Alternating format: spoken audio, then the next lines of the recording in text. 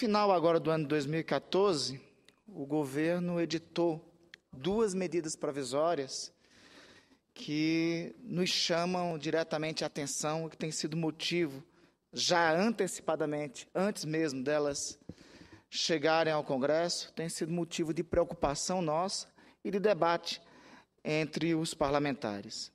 Trata-se, presidente, das medidas provisórias 664 e 665.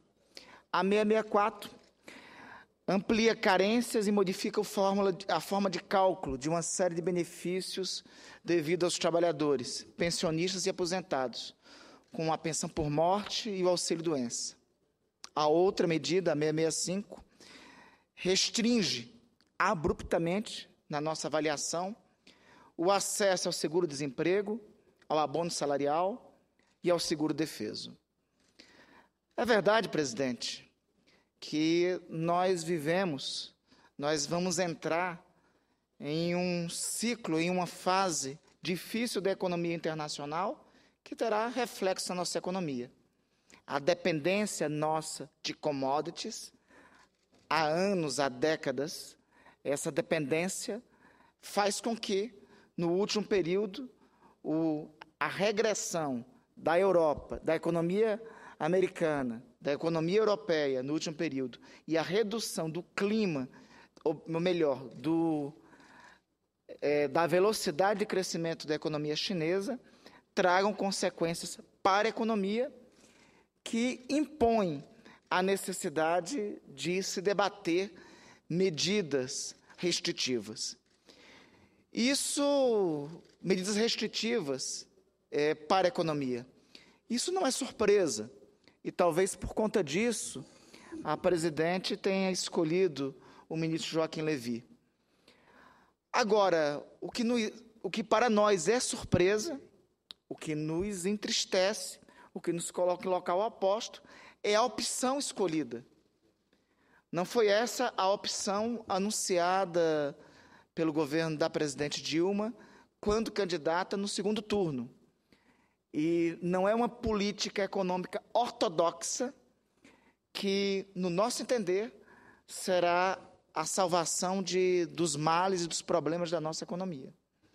Aliás, senhor presidente, neste momento, é importante nós firmarmos, eu quero destacar a posição que o PSOL assumiu nessa semana, anunciando que, para a crise econômica, a saída, não pode ser medidas ortodoxas e medidas de ataques a direitos trabalhistas historicamente conquistados, a direitos previdenciários, a retirada de direitos. Nós entendemos que a saída não é retirada de direitos históricos conquistados pelos trabalhadores, como é o caso do seguro-desemprego, como é o caso do auxílio-doença. O seguro-desemprego, inclusive, senhor presidente, é uma conquista que remonta, é uma conquista consolidada na Constituição de 1988, resultado de lutas históricas dos trabalhadores brasileiros, e que remonta a sua reivindicação desde o período da CLT, nos anos 1940. Achamos que a fatura dessa crise econômica, ela pode ter outras alternativas que não foram apontadas pelo governo. Este pacote de ajuste fiscal, no nosso entender, vai atingir a base social, que inclusive votou na presidente Dilma no segundo turno. Foi no segundo turno da eleição presidencial, quando o Brasil estava colocado diante de 2 alternativas, que a presidente apontou por um governo mais progressista, mais avançado no sentido das conquistas dos direitos dos trabalhadores. E aí o que aconteceu, presidente? Os movimentos sociais foram às ruas. Os trabalhadores tomaram as ruas convencidos, os setores sociais progressistas do país tomaram as ruas convencidos de que um segundo governo da presidente avançaria mais no sentido e no diálogo com essas aspirações. Essas medidas vão na contramão do discurso que levou à eleição da presidente.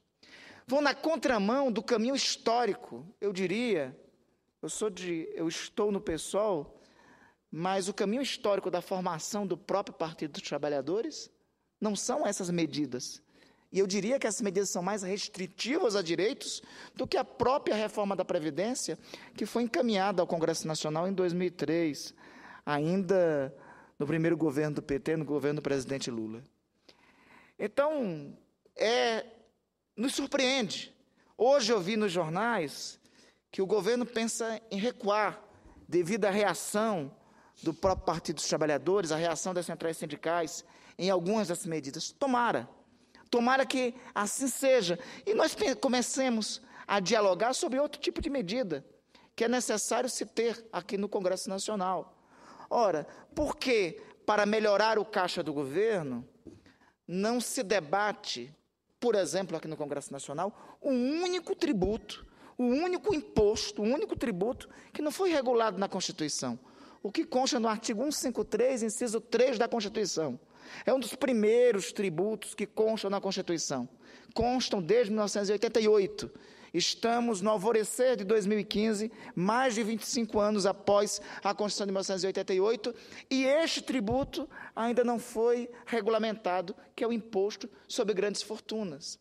Aí, toda vez que tem uma crise econômica, toda vez que precisa melhorar o caixa do governo, se aperta no lado mais fraco, no lado dos trabalhadores, no lado dos que mais precisam. E o imposto sobre grandes fortunas encontra-se há 26 anos sem ser regulamentado. É medo de quê? É intimidação pelo quê? O governo tem que dar passos adiante, tem que ir adiante e tem que mudar o foco.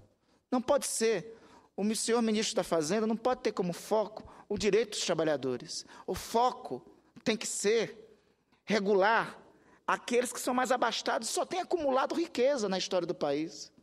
Na história do país, no século XX, os dados são astronômicos. Veja, senhor presidente, essa discussão não é uma discussão somente retórica, é uma discussão que eu quero aqui trazer alguns números para isso.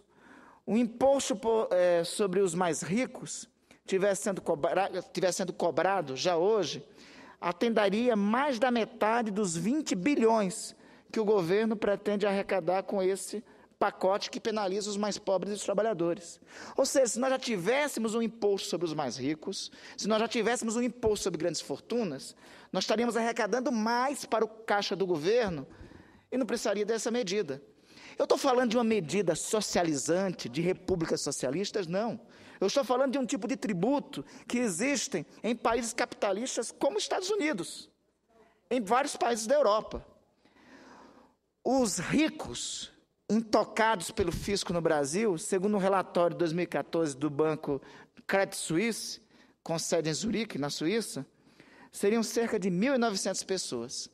É quem seria atendido por esse tributo. Eles têm um patrimônio líquido superior a 50 milhões de dólares, cerca de 130 milhões de reais. O site Carta Maior elastece esse dado mais para nós. Senhor presidente, meu caríssimo senador Medeiros, ele diz o seguinte: estima que 10 mil famílias no Brasil se enquadram na moldura das grandes fortunas. É quem seria atingido por esse tributo. Nesse universo privilegiado de 10 mil famílias do Brasil, metade, ou seja, 5 mil famílias, teriam um patrimônio somado equivalente a 40% do produto interno bruto do Brasil, 40% do PIB brasileiro. A sétima maior economia do